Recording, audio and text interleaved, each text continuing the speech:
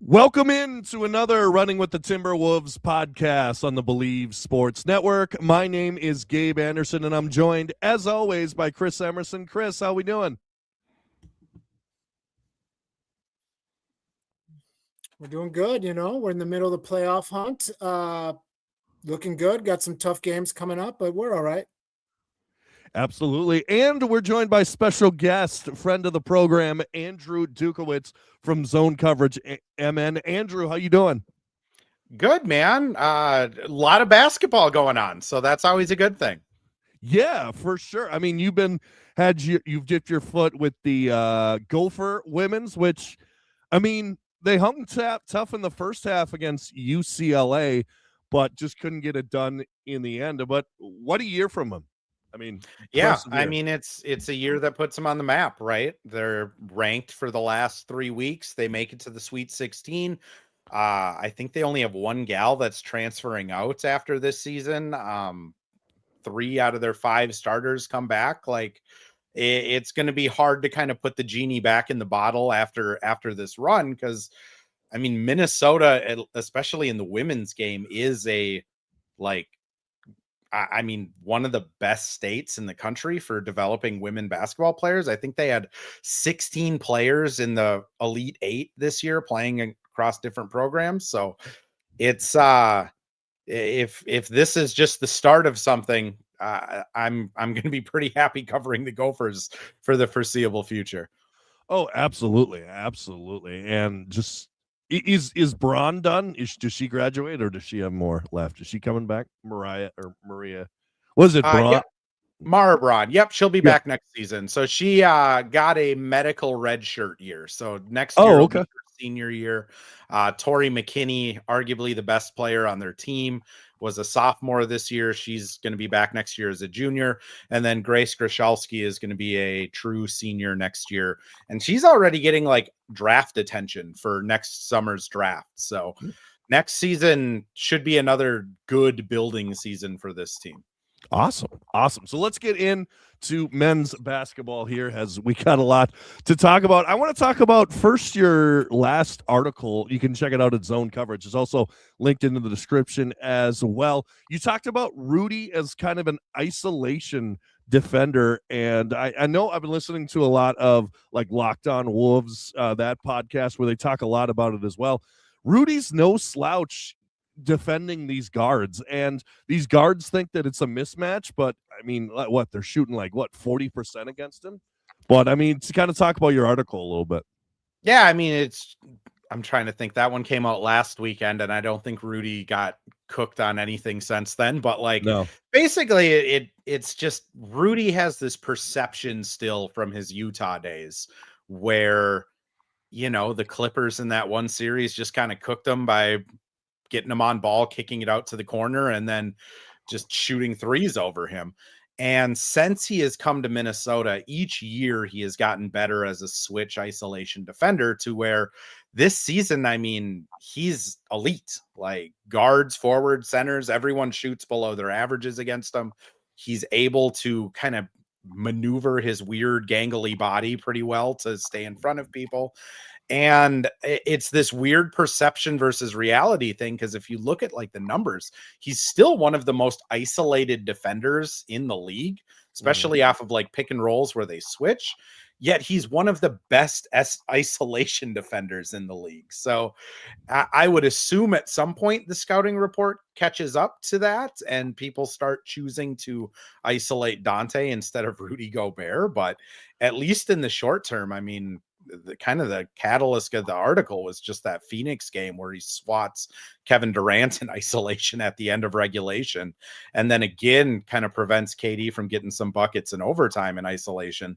And at some point it's just like, Durant, you're calling an ISO on one of the best guys in the league at doing this, but you wouldn't know it if you watch TNT. If you watch some of the national stuff, they're consistently talking about teams hunting the mismatch by getting Rudy in space. And that's just kind of 5 or 6 years ago, at this point, it's evolved past that. Right. And Chris, let me go to you. Why do you think teams haven't figured this out yet? Because I mean, you think about it, it's not like we like got Rudy from Europe like 3 days ago. I mean, Rudy Gobert is a known commodity, drafted in 2013. I was in high school in 2013. Why do you think teams are still going at him, Chris? So I played beer league softball for a while, and sometimes we wouldn't have enough guys, and you'd play 3 outfielders. And when you would play 3 outfielders, a lot of times guys would just try to power shots to the outfield. And almost always they were trying too much, and it became a fly ball that was an easy out. So sometimes guys see something that they think is a mismatch or an advantage, and they get away from their regular game to try to attack it. And that's not the way to play. Like, you got to play what you're good at. You got to stick to the system and what's working.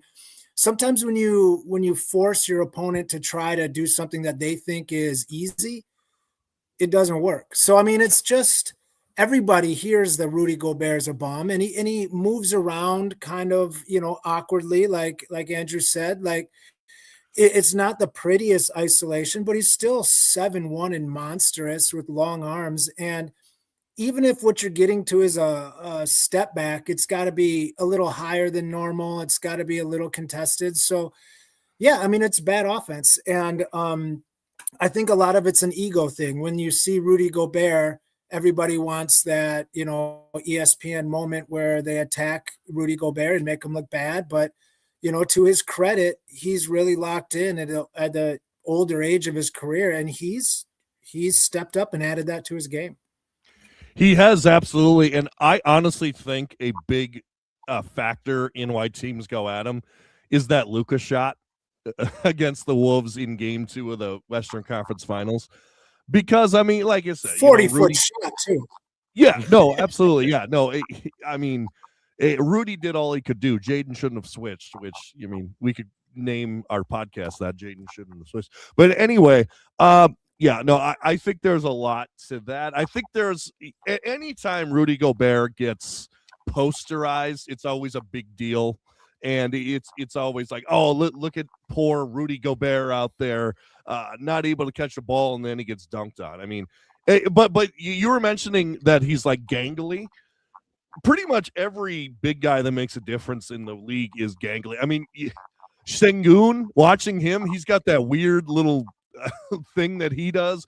Jokic has the little waddle. I mean, everyone's got their little thing. But you can check out that article at Zone Coverage in the description as well. But I mean, Rudy has just I think I saw Go ahead. Randall is like 4th in isolation defense too. Oh, is he? Oh, yeah. Randall, Did it's you the run into that with Randall your is the article? off-ball stuff. Like, Randall just when the guy that he's guarding has the ball, it's great, but it's the kind of attention to detail off the ball. The other thing I'd say on Rudy is just like, I don't know how other teams scout, but like the Wolves, like I've seen their scouting reports before, and basically like every defender, it'll have like their top 3 tendencies of what they want to do. And like, I do think for a large part of Rudy's career, especially in Utah, where he didn't have the same like perimeter defenders around him, like Utah was really like Derek Favors for a while. Like Royce O'Neal was a solid defender. Mitchell was never that great. Jordan Clarkson, Joe Ingles. Like, there's never just like the waves of defenders the Wolves have on. So like Rudy's kind of job in Utah was like protecting the rim and doing as much as humanly possible to shut down the mid-range game, which meant when he's getting switched on to people, he's playing like super far off of them. And guys did. I mean, Terrence Mann had like the playoff game where he went for like 30 or 40 or something and kind of like effectively ended that era of the Jazz. With the Wolves, there's just so many other layers of defenders, like Jaden, Ayo Dosumnu, who we found out is a really good defender. Mike isn't at the same level, but he's still average, I'd say. And Jaden, I already mentioned. Nas, not the best defender, but long and can kind of get range. Julius, bully of a defender. like there's just better talent around him. So I think he's been able to just attack these ball handlers more. Mhm. And then if kind of to your point, Gabe, on the other side, like if you're a point guard and you see the 7'1" guy lurching out at you against almost every other team, it's literally like Wemby, Gobert, and Chet are the three guys in the league that kind of have this reputation of being able to shut guys down.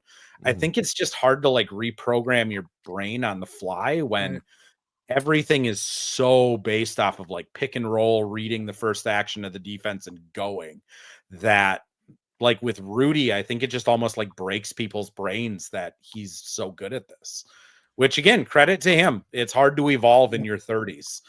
Right. For sure. I mean, God knows I'm 30, and believe me, it's tough to evolve. I got to get you to this question. It's the main highlight of the show here. Better nickname. Which one do you like better, Stud Buds or the Turbo Twins? What are you feeling more?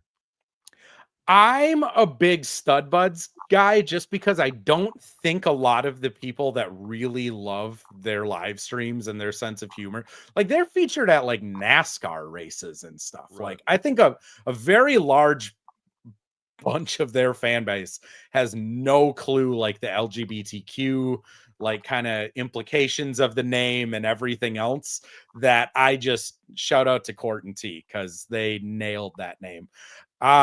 Twin Turbos is nice though. Like it's a nice nickname. No complaints. Yeah, I do like it. Both of them are pretty fitting. Yep. So wait, it's Twin Turbo or Turbo Twin? I've heard both. Which one is it? Twin Turbos. I checked with Bones himself. It's Twin Turbos. Okay. I like it. You get like the Twin Cities thing on there. I like it a lot. I mean, let's just get into it. I mean, Bones and Ayo, I think, are perfect for Anthony Edwards, just because they were talking a lot after the Dallas game, where Ann even said, like, I want Bones and Ayo to bring up the ball more. I want to get the ball in spots where I can just get in to the offense. And Chris, I know what you're going to say about this. I know that you don't think it's a big deal that of someone sitting out, but Ant did say that while he was out, that he was able to kind of assess the team and figure out where he fits in to the team. I mean, I just think, I mean, Ayo's been fantastic. Bones has been great. What two great acquisitions by Tim Connolly, Chris? Yeah, for sure. And it's not that I don't think that sitting out is valuable. It's just I wasn't sure Anthony Edwards was going to be mature enough to value it. You know, like I think that there's definitely a step back and take a look has a ton of value. And with those two guys, Bones and Ayo, like we've been talking about it, like their pace is so important. And I mean, we've been beating the drum for years now to get another guard on this roster to bring the ball up that has offensive capabilities where the defense has to honor them, but they can bring the ball up. We tried it with Nikhil last year, and he just wasn't good at it. He just couldn't get it across half court, and teams knew that, and they attacked him kind of like I was saying about softball. Once you see something, they'll attack it. And once there was blood in the water with Nikhil having some trouble bringing the ball up, every team attacked him. So we needed something different.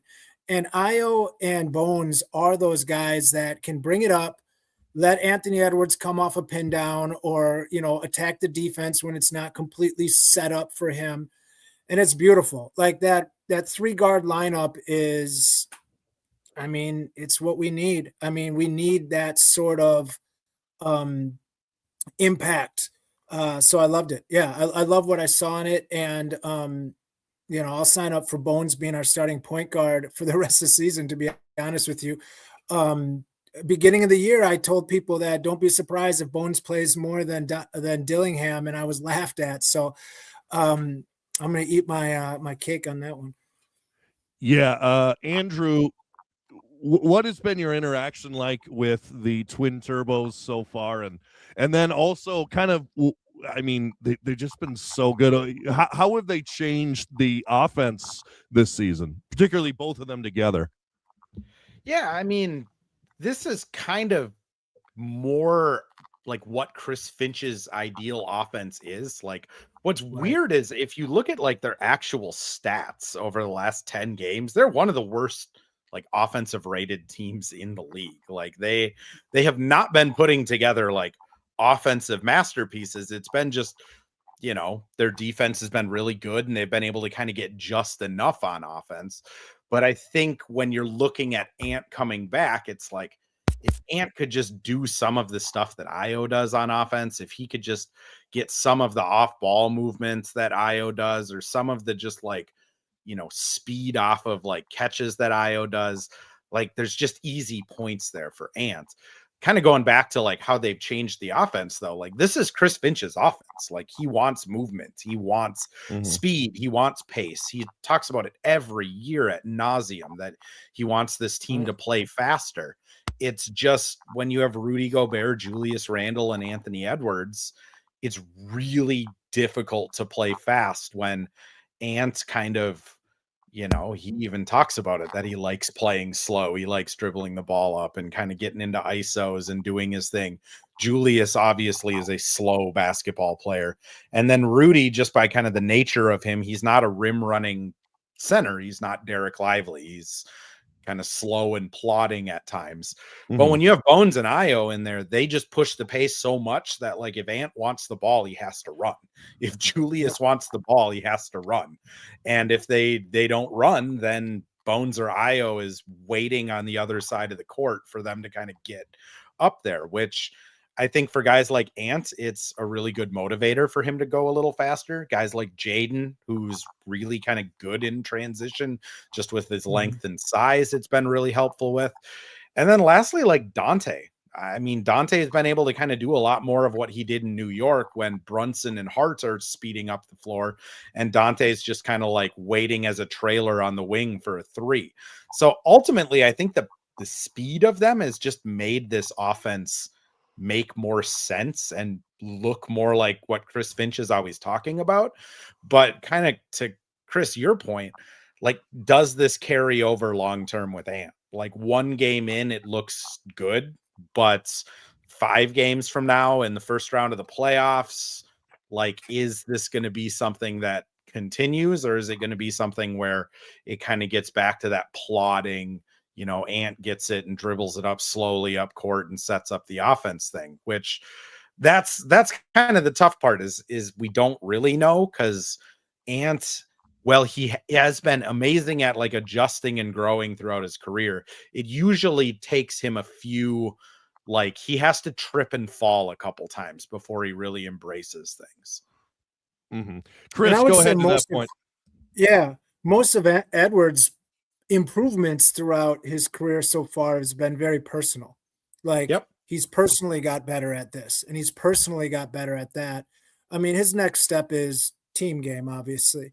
But I mean, what I noticed in the last game with Ayo specifically is, I mean, the rebounding help is phenomenal. I mean, for example, we haven't had a small forward get that many rebounds in a starting small forward in 5 years. Not once. Or we haven't had a small forward get that many assists in 5 years. So like to have that both in one game, it just shows the impact that he's having, getting into the teeth of the defense and making something happen. It's just so important. But Anthony Edwards should be fine. I mean, I think there's enough. I think there's enough swagger with those two guys, Ayo and Bones, where he respects that. And I think he is going to hopefully be part of it. Like you were talking about Dante, he's such an interesting player to me, because you look at him and you're like, well, he should be able to be one of those guys that brings the ball up and sets up the offense, but he just isn't. Like that's not his game, and that's okay. It's just not him. And he is that guy that's almost like a big trailer that wants to, get it on the broken floor for his three. So if you want to maximize his ability, don't try to put a square peg into a round hole. Let him do what he does. And if that means that, Ayo and Bones are the ones controlling the ball, so be it. I just love that at this point in the season, we added a wrinkle in Ayo Dosumnu that is so impactful. And it's going to change scouting reports for the end of the year for these other teams, which is important because a lot of these guys might have everything pretty locked up, in our conference. And now it's different. Now we're a different team. Mm-hmm. So that's a little like wild card in our back pocket come playoff times where it's going to be a little bit more tricky for teams. So I love it. Absolutely. We'll get into more Twin Turbos talk in 30 seconds.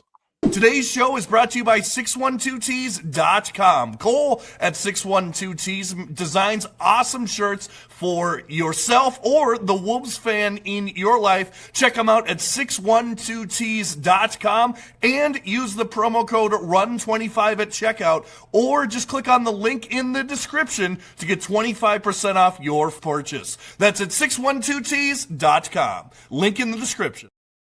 Yeah, use Run25 at 612tees.com. Anyway, let's get back into our Twin Turbos top. And right before that, you were mentioning that the just the rebounding, and in fact, actually, Ayo after the Dallas game went in, and that was actually the first thing that he talked about was that, it's important for rebounding, guard rebounding. I remember Chris Finch at the beginning of the season talking about crashing the boards, playing with pace, but also making sure our guards are rebounding. Jaden McDaniel's great, but, it feels like if he's 6'9", he should be grabbing more rebounds than he does. I thought that Randall rebounded better against Dallas as well. I just thought it was a good effort against Dallas, but at the same time, you got to remember that was just Dallas. So, right. And a bad Dallas team, but to his credit, I thought Randall was great against Cooper Flagg. He has moments like you were talking about, Andrew,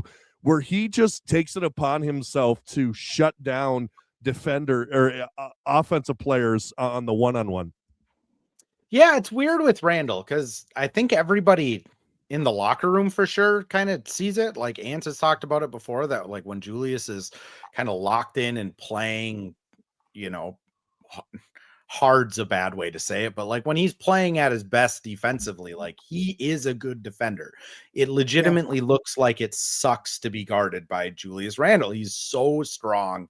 He is kind of like squat. I mean, it's weird to say that with like a 6'8" guy, but he is able to position himself really well. He doesn't have long arms, so I think that sometimes can come back and like get him when he's battling in the post. But against guys that like to be on the perimeter that are maybe a little slower than like a guard or a wing, so like your Cooper Flaggs, I mean, he did a good job against Wemby before. He traditionally does an okay job against Jokic.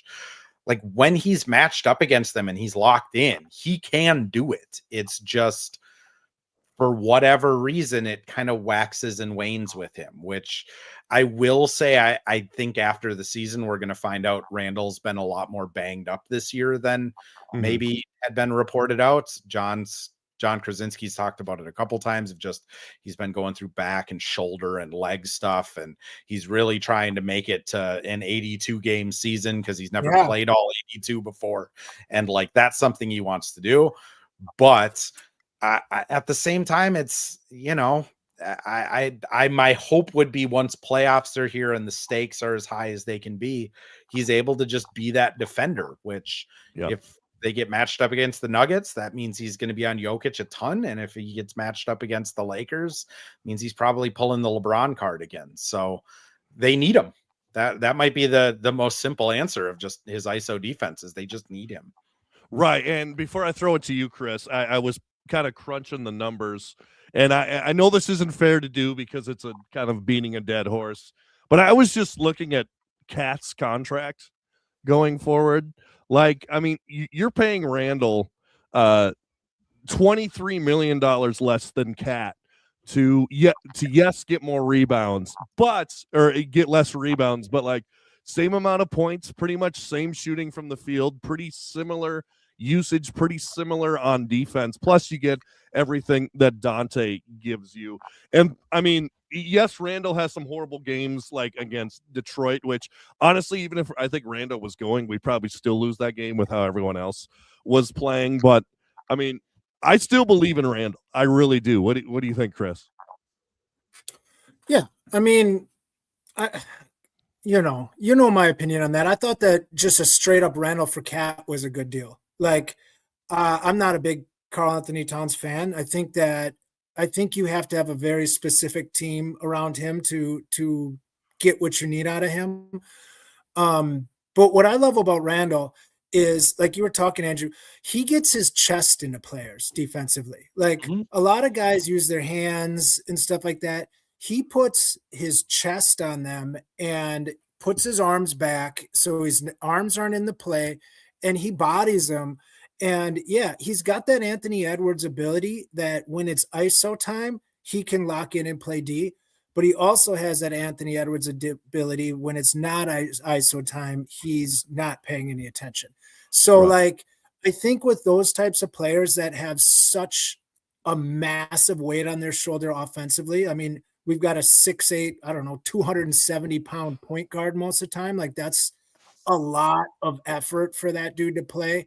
To think he's going to turn around and play all NBA defense. And to be honest, I absolutely hate when fans get on these like superstar offensive players for not playing defense. It's like, well, how many times have you got on a good defensive player for not averaging 25 a game? Like, for some reason, that's okay for good defensive players to be terrible on offense, but an amazing offensive player also has to be amazing on defense. Like, come on, you can't have everything.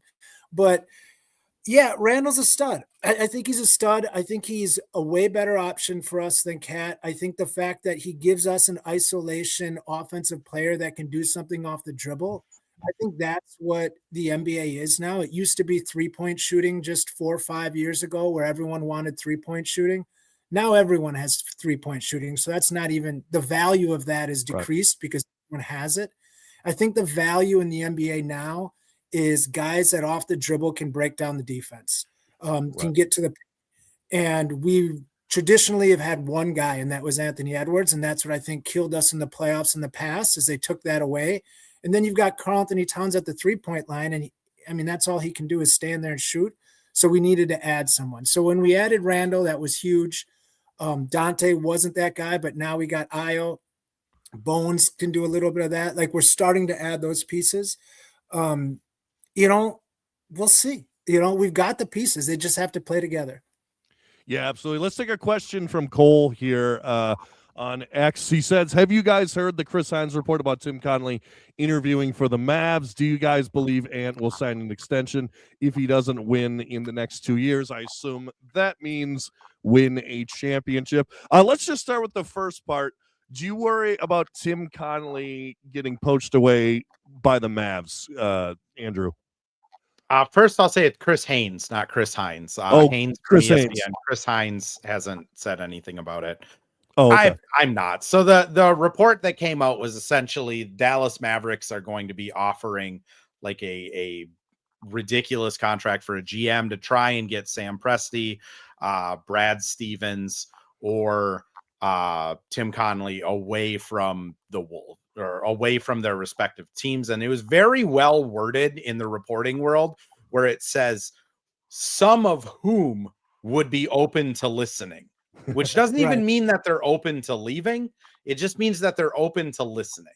So whenever I see reports like that, I think of like, well, first off, who would leak this to ESPN? It's obviously Dallas. Like, Tim Connelly's not doing it in a playoff hunt. Brad Stevens isn't doing it in a playoff hunt. Neither is Sam Presti, about to win 2 championships, I would assume, going to leak that. So it's just Dallas kind of wish casting what they are hoping they can do, trying to sow some doubt in to see what the interest is.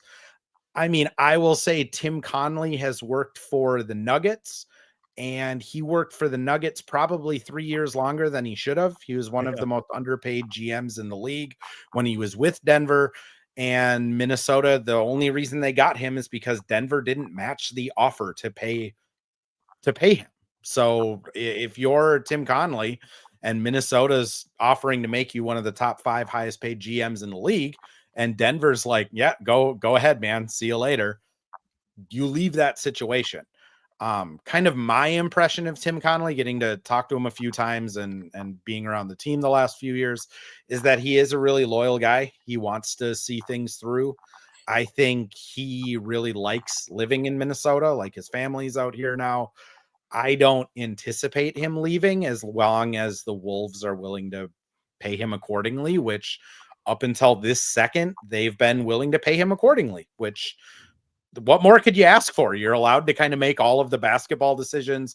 Ownership is behind you in terms of spending, and you're getting a good lifestyle. So I don't see him leaving at all, unless like the Mavericks come in and offer to pay him like $80 million a year or something absurd. Right. Yeah. Chris, anything to add on that? Yeah, I mean, talking about Tim Connolly, I only know him through interviews and stuff like that, and he seems like the kind of dude who likes to drink beer and kind of relax and be by himself. Denver, that's those vibes. Minnesota, also those vibes. Dallas, not so much. You know, like that's a whole nother culture of the world, you know, like that's a weird place to be compared to those other two. So I think I don't really buy it. I do believe Sam Presti will probably do it. I'm not as big of a Presti fan as a lot of people. I think what he's really good at is blowing up a team and then building it back up. And then once it gets expensive and you've got to figure out, you got to pay your guys and who to keep, he fails, or he has in the past. So I think this is right about at that time in OKC where they're going to have to start paying these guys and deciding which ones to keep. And you're going to go from having a super deep, talented team to you're going to get to pick about 3 of these guys to keep and the rest of them are gone. That's a good time for a GM to leave, you know, and start back, you know, dumping starters for future draft picks and hoping it works out. So I could see him doing it. I don't see Tim Connolly so much, but like you said, that worded the way that when I read that, it sounded more like somebody said, yeah, we're going to try to get some of the best GMs. And a writer was like, hey, I'm going to make this shit up for clicks and make it sound like these guys are interested. And it's not. Those are some of the top GMs. So those were, of course, on the list. But and good for Dallas. They should call everybody, you know, just like Tim Connolly should call, you know, should find out what the value of Anthony Edwards is on the open market. You know, like I hope he does. I hope he knows what that value is, you know. Yeah, I wouldn't look too much into it. And the Ant thing, come on. He would have to he would pass up like $120 million over like the lifetime of his next career or of his next contract. I saw something recently about number 1 picks and how many playoff games they've had. He's like got more playoff games than like any number 1 pick except for back like 15 years because they've been playing 15 years. Like this dude's been winning. He's been to he's won more than any young player, probably damn near in history. So I don't think he's going anywhere. Right. And I do think 2 interesting things, and this will be with all GM jobs, not just, well, one of them specific to the Mavs. The other one is with all GM jobs coming up. One is the allure of building around Cooper Flagg. If he really is who we think he's going to be, that could be an interesting part of it. And then the other part is I wonder if these GM jobs will come down to the expansion here. Like, how good are they at keeping the players around that they want? Who do they covet? Who are they going to let go?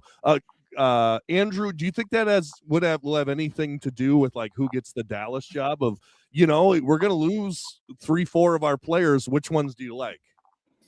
Yeah, I mean, it could. I mean, what I would say with Sam Presti is like, he's just been at OKC for so long now that it like, could he listen to an offer and make the decision to pivot? Sure. But also, I mean, if they win a couple more rings, he might have a statue there. So like, I don't know. I think Dallas is doing something that kind of, Chris, what you said is it's smart. Like, sow some doubt in some other fan bases, make it a talking point.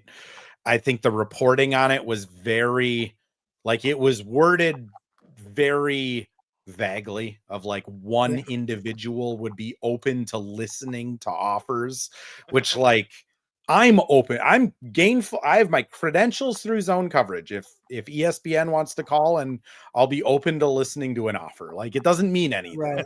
I mean on the Anthony Edwards part, like jumping off of that too, I'll beat you to the punch, Gabe, of just like you bring up his salary. He's under contract this year and 3 years into the future. He can't sign his next Supermax until the 28-29 season. And he has to ink that here. And then he's, has to play the next season here. So kind of the earliest he could get out of Minnesota and get the bag would be 2029, 2030, which I mean, who knows? I can say Minnesota would have to trade him. Yeah, he'd be under contract. Like they would have to trade him. And in this new kind of world with the new CBA and things, it's just hard to trade people. Mm-hmm. And like, I get no sense that Ant is unhappy at all. Yeah. I'll be honest. Minnesota kind of fits his vibe pretty well. He doesn't want to be bothered.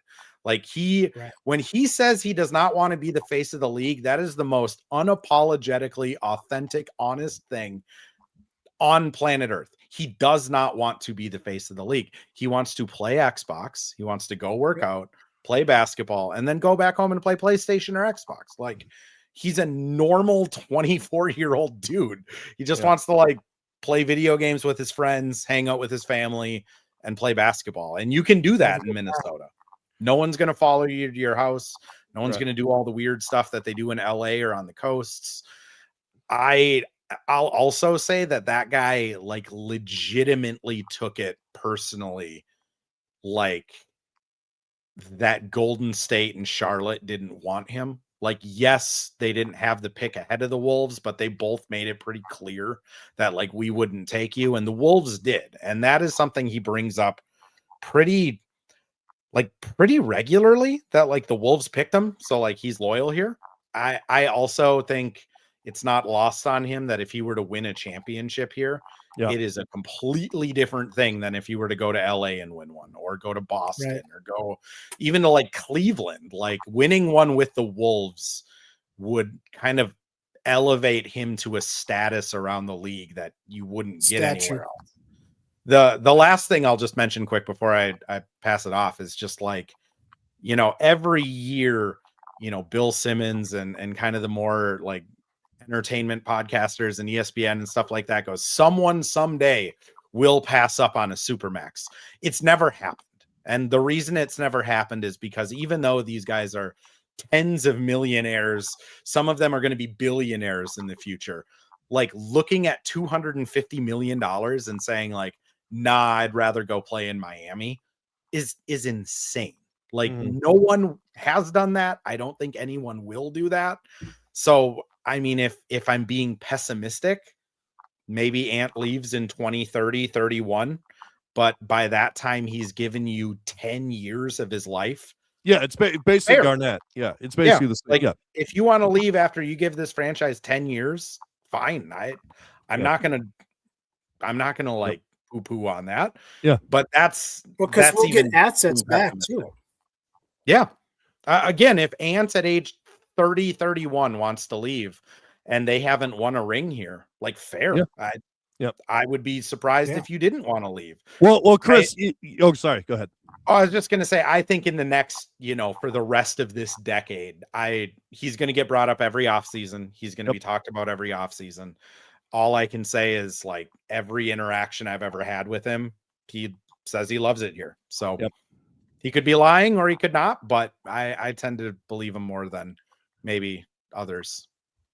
Right. Yeah. And Chris, you mentioned that we would get assets back. I think what people worry about is, like I mentioned, the Kevin Garnett thing, where you get assets back, but it starts another 14-year period of garbage, for lack of a better word, where 40 wins is considered, that team was pretty good. Like that Kevin Love 40-win team, man, we really had something going there. So I think that's what people worry about. I mean, no matter how good you think Al Jefferson was, at the time. I mean, him being your best player, as we've learned, isn't going to move the needle. I want to do something fun here. So we were mentioning Julius Randle, and I kind of went down a contract rabbit hole here. And I'm going to name some players that are around the same contract as Julius Randle and numbers wise. They're all veteran players. So let me know, out of these players, who would you rather have over Randle, or would you rather have any of them? So here we go. So around the same salary pretty much as Julius Randle: Drew Holiday, Jordan Poole, Tyler Hero, DeJounte Murray, Porzingis, CJ McCollum, Jalen Johnson, okay, Isaiah Harkenstein, or Andrew Wiggins. Chris, would you rather have any of those players over Julius Randle? And then we'll go to you, Andrew.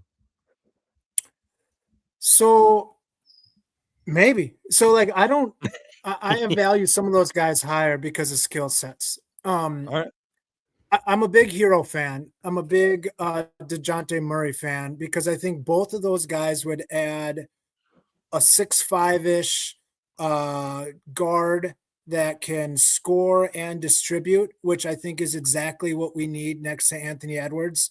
Hero's been a 6th man of the year on a really good team where it's not like he was the guy, so he can play off of people. And proven to be effective at the NBA level. I think that has tons of value in it. DeJounte Murray is a triple-double type guy, former defensive team Well, so was guy. Ayo. I mean, we learned that. Right. No, I mean, I was talking for a year, but not just a game. So, yeah, I mean, I would sniff around those two. The other guys, Jalen Johnson, of course, but the other guys, no. I mean, I've been a stan, if you can say it that way, for Randle for a while, and I think what the problem is fans listen to the media more than they watch, and the media in New York wanted to bury Randle when he left because they had sour grapes, and he's a stud. Like, he's a stud. Is he perfect? No, but without him, we're a lottery team on this roster. So like we need him, or else, I mean, we're just nothing. So like, yeah, I would say only because of roster makeup and kind of what I think the NBA is going forward with, I would say maybe one of those guards. But yeah, I mean, your point is still valid. Right. Andrew, would you take any of them? I other than Jalen Johnson, which I mean, duh. I mean, yeah. I mean, he's playing unbelievable. You want to talk about a triple-double guy? That's Jalen Johnson. Great contract for him, by the way. Oh, absolutely. He's making like $30 million the next 4 or 5 years. So unbelievable. So yeah, 24-year-old all-star. I think I would go with Jalen Johnson, but I mean, I do think there's guys on that list that fit better. Like I mean, how I'd phrase it though is like, talent for talent, I think Randle's probably the best player out of everyone other than Jalen Johnson that you listed. And even going up from them, I have salaries up too. I mean, Emmanuel Quickly gets paid more. Chris Middleton gets paid more. Jalen Green gets paid more than him. Jalen Suggs gets paid more. Desmond Bane gets paid more. Like, the Randle contract is awesome. Like, it's just awesome. Would Desmond Bane fit on this team better in like a theoretical sense moving forward? Maybe. Would CJ McCollum make more sense next to Ant than Randle? Maybe. Would DeJounte Murray, if he's healthy, make more sense? Maybe. That's like, a big if. Exactly. But like the talent, the like pound for pound talent that Randle has, like, he's the best guy in that list. I mean, again, there's always going to be outliers as you're going up a salary list. Like Jalen Brunson gets paid what Randle is. I would take Brunson over Randle, but for the most part, like everyone in that, mid 30s to mid 20s of the millions of dollars range, Randle has a really good like shot at being better than all of them. Which, I mean, the other thing is he's been through these battles. Like, he was in the playoffs last year. He made a run with New York. I know he kind of got the ick of being a playoff performer, but also he's really good last year. Yeah, absolutely. And I want to do, I want to do this with Nick. We won't go as extensive, but I mean, players around Dante's on similar contract, Dante DiVincenzo, Isaiah Joe, Brandon Clark, who didn't have a great day today, Dorian Finney-Smith, Davion Mitchell, Moses Moody, Jared Vanderbilt, and oh gosh, who was the last one? Why did I unclick there? And what was the last one? I mean, I can name some. Matisse Thybold, I think, makes the same amount of money. Like Gabe Vincent, that was the one. Yeah. Same thing. Like Dante at his salary is a steal. Like it just is. And when Chris, you bring up like Cat's salary hit, or Gabe, I think you brought it up. Like that was the logic in this trade, was get off of that giant salary cap number to get into assets that just make more sense at their numbers. Their value, like the talent to dollar amount value is good. I know a lot of fans are still pretty frustrated with the Cat trade just because of like the emotional heartstrings of it. And like Cat is a multi-time all-star. Yeah, it's time to get over that. Yeah, but the trade itself, I mean, the value they've gotten back. I mean, they got Johan for Cat. He was the Detroit pick. Yeah, right. Yeah, for sure. And and going back to the Ayo thing, I know I bring it back every single episode, but just giving up nothing for Ayo Dosumnu is the greatest feeling in the entire world. Like, I love that so much. Like, do you think that the phone call between Tim Connolly and the Bulls GM was like, oh, okay, you want Ayo? Oh, who do you want? Oh, that's it. Oh, yeah, absolutely. Do you want any picks? No? Oh, okay, sure. Yeah. I mean, the rumor was they wanted a first. Right. And people weren't giving him to him, so we gave him, a 20-year-old former first. So I mean, it was basically we traded a future first.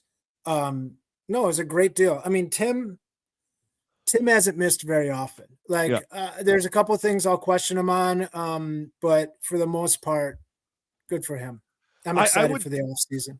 I that's a weird thing to say going in the playoffs, but I would say the only place he's missed is kind of drafting. I would say. I mean, really, when you look at it, I mean, you bring up Kyle Anderson off the street, which I'm not going off on Kyle Anderson here, but I mean, he's playing more than like Jalen Clark or Terrence Shannon Jr., two guys that you have developed, and this guy off the street is playing more.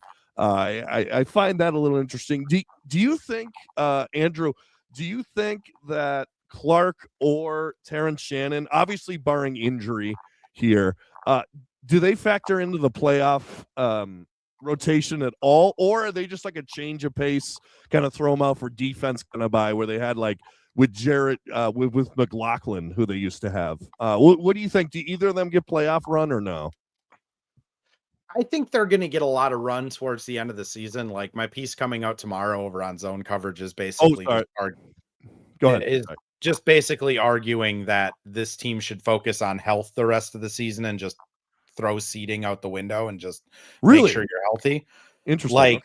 Like, so I think depending on how they close these last 7 games, like if TJ is on a heater going into the playoffs, maybe he gets minutes, over. It's hard to see him getting minutes over Kyle, but like maybe he gets a couple minutes at the end of a half to see if he has it. I mean, realistically, neither of these guys should get minutes. Like Jalen Clark's shot has been so bad this season that it's hard to justify throwing him into like a high pressure situation. Right.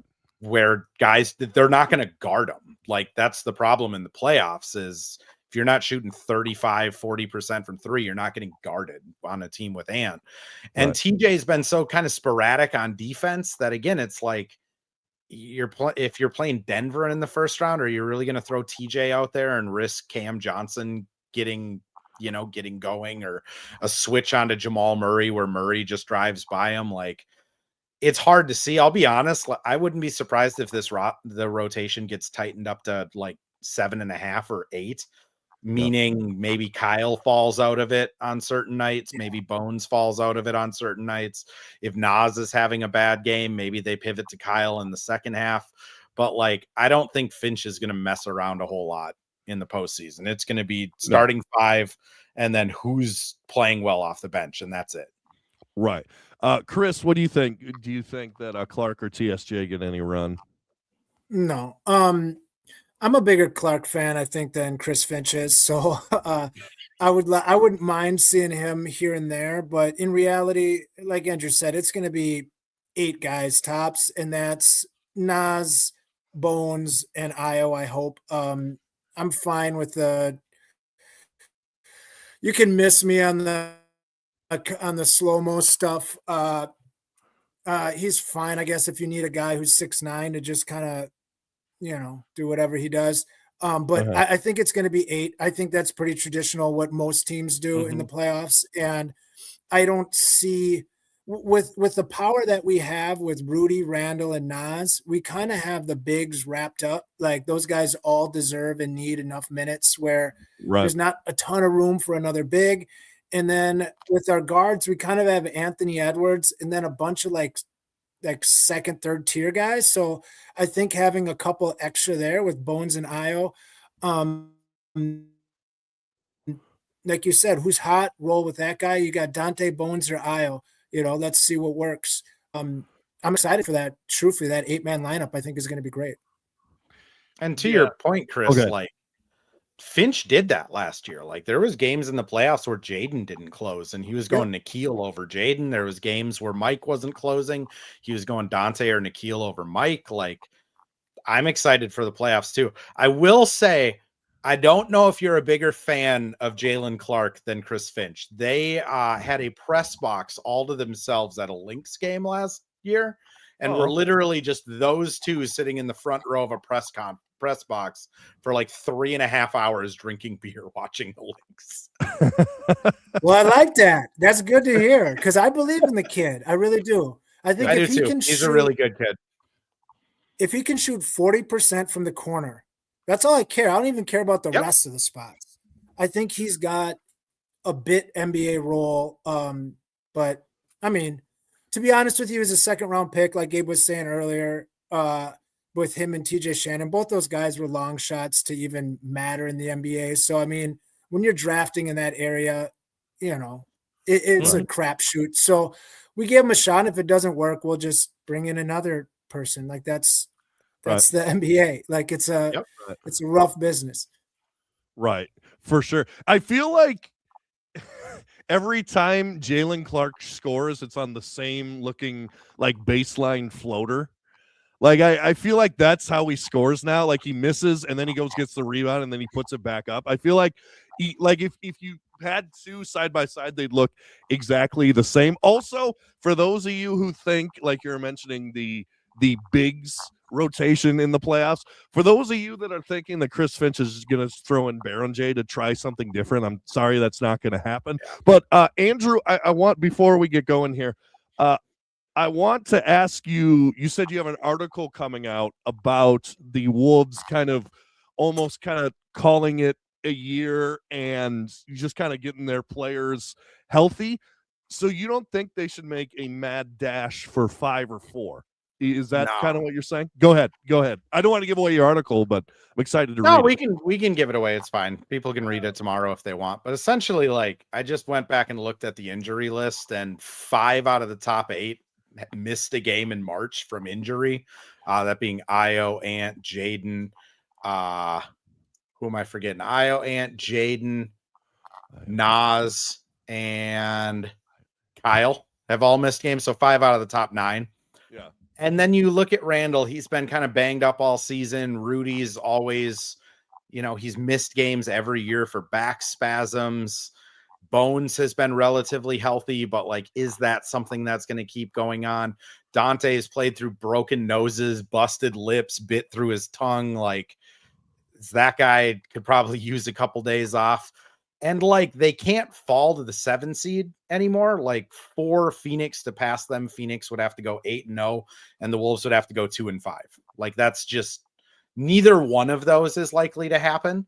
Yeah. And to catch the Nuggets at 4, you have to make up a game and a half on one of the hottest teams in the league. I don't think it really matters if they're playing the Nuggets or Lakers. I think both of those are like a half tier ahead of the Rockets, and you can't get the Rockets because you can't get to the 3 seed. So then it's like, I don't know, just give everyone a game or 2 off over the last 2 weeks and just you know, if Ant needs a rest day, if Ayo needs a rest day, give Dante a day off. Just make sure everybody is good to go going into the playoffs. You can pretty much lose, 60% of these games going into it, and you're still where you're at. Mm-hmm. I don't think these guys mind playing on the road. In fact, like Ant and Jade both said they prefer to play on the road. Like routines more structured because you're in a hotel. You don't have infants or toddlers running around, and like they like getting booed. So I don't think it really matters to them. And I think if they're not healthy, they don't really have any chance. So they might as well get healthy. So Chris, what do you think? Do you think there's much difference between the Nuggets and playing the Lakers in the first round?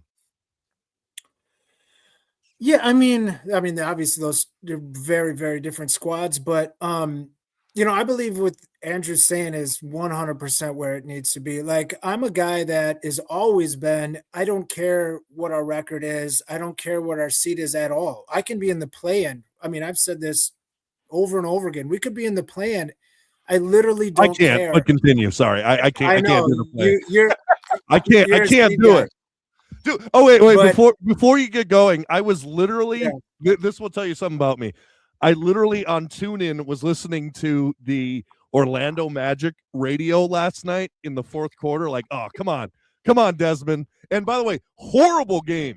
Oh my gosh. Like there was probably 65 fouls in the game, but like every time Desmond Bain would be a layup, I'm like, come on, let's go. I've seen this team crumble before, so I just want it to be a sure thing. I want it to be a sure thing. But if we crumble in the play-in, then we weren't going to go very far. I know. I want to be playing well.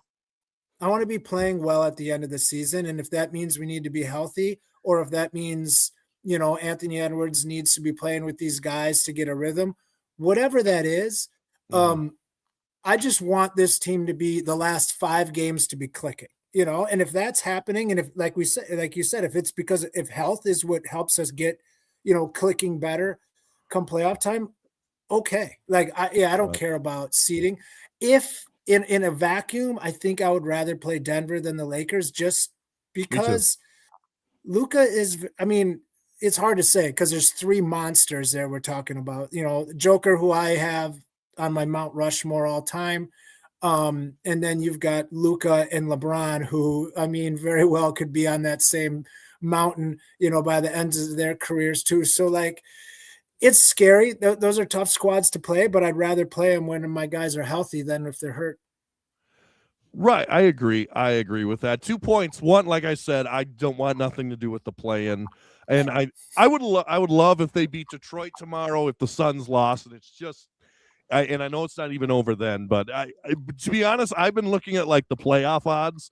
Like I'm like, now the Suns only have a 0.5% chance of getting. You're gonna have an ulcer when you're my age, my guy. No, I know. I think at least one. I think this is most of my adult life, the Wolves being absolute shit, that I'm like, I don't want to go back to the play-in. And I think Wolves fans can try being my age, bro. Yeah, like, I know. They were shitty all the time. but to be fair, in the prime of your life, like how old were you when the Wolves made the Western Conference Finals? I don't know. What year was that? 2004. I was in college. Yeah, that was okay. Well, yeah. Prime of your life, the Wolves are good. They're going to the Western. Andrew, how old were you when they went to I was 24. Western Conference Finals? 2004. So I was 15, 16. 15? Okay. Yeah, I was like 10, so I didn't really know what was going on. In fact, fun story. Actually, the Wolves, apparently we had tickets to like game 3 or something of that series, and my dad told me as we were watching the game at the bar, like, oh yeah, we had tickets to this. I'm like, what? Oh yeah, that makes it sting even more because then you're just waiting for your chance. Right. Yeah. And yeah. Right. And then we didn't go to another playoff game since 2018 until 2018. But yeah, and back to my point, I think that the Lakers are I think to their credit, they got a lot better. They got a center in DeAndre Ayton. I think that's a big upgrade for them. They got some nice shooters around Luka, Luke Kennard, Jake LaRavia. I think they're going to be deeper than they were last time around, which I think that was a big problem. Like, remember what was that, game 4 against the Wolves, where they literally just went with their starters the entire time. Yeah. And didn't even go to the bench at all, and probably took a year and a half off of LeBron James' career, which means he'll play till he's 51 and not 52.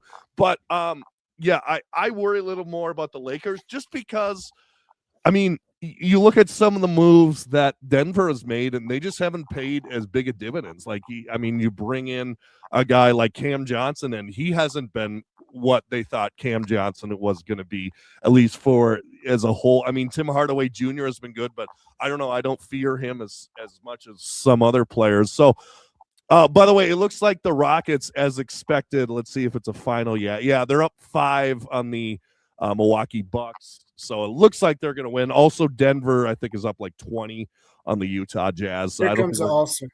Yeah. I mean, I would say I'll just be honest. Like, I don't really care who they play. Like, I just don't have a strong preference either way. But like, to put a little bit of the like Lakers anxiety to bed, I think the team they are now, where it's Luka, Austin Reeves, Marcus Smart for some reason, random power forward on any given day, and then DeAndre Ayton.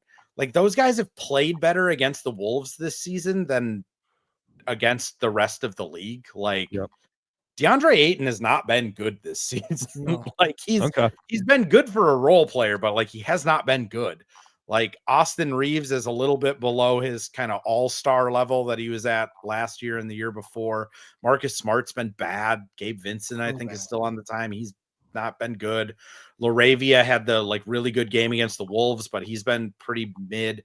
Like, it's really been just Luka scoring 35 to 45 points every single night, and then just LeBron and Austin kind of giving them enough to get over the hump. Right. I mean, Luka's gonna score 45 points a game against the Wolves. Like, that guy scores 45 against everyone.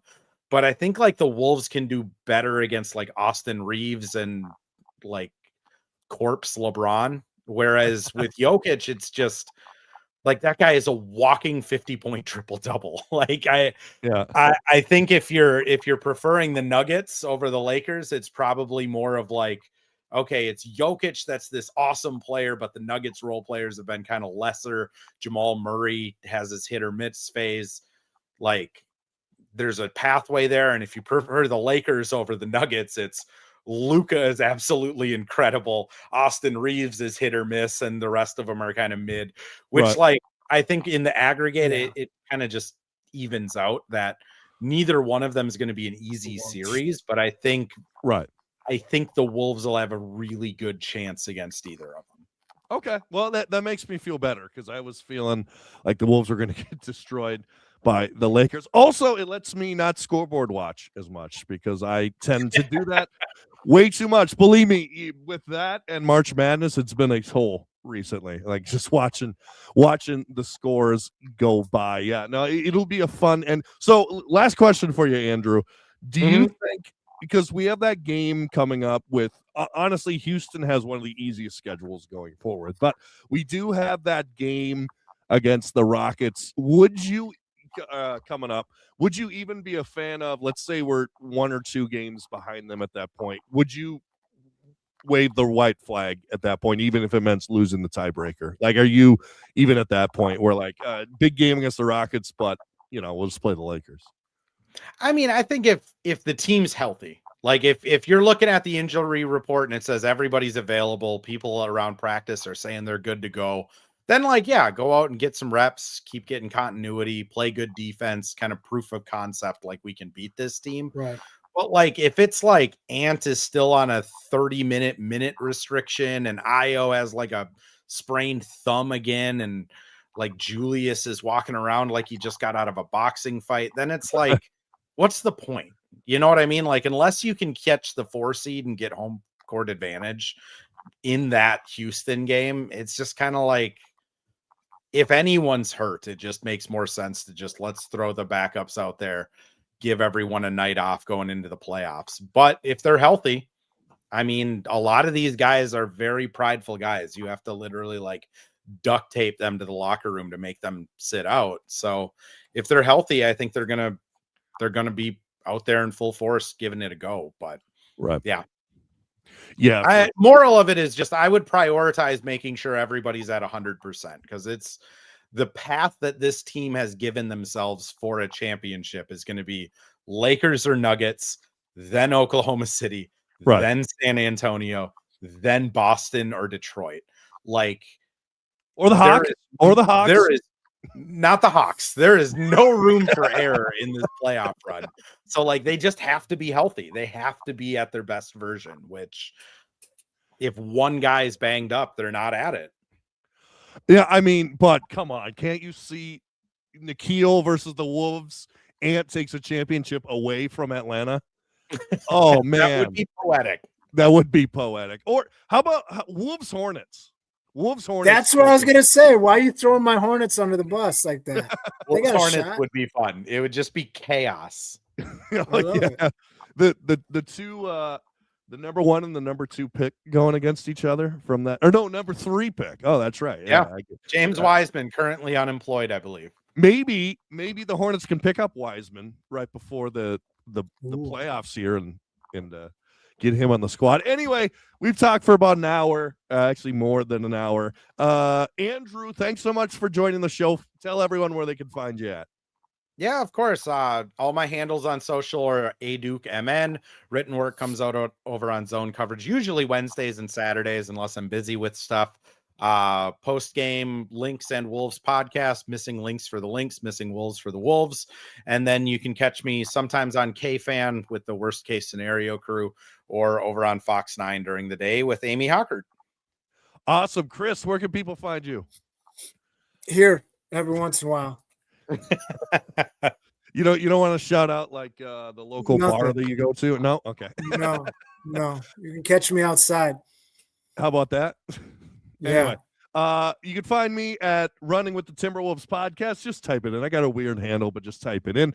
And give us a like, share, and subscribe on YouTube. Give us a 5-star rating on Spotify and or Apple. Check out Andrew's new article coming out tomorrow. And as always, go Wolves.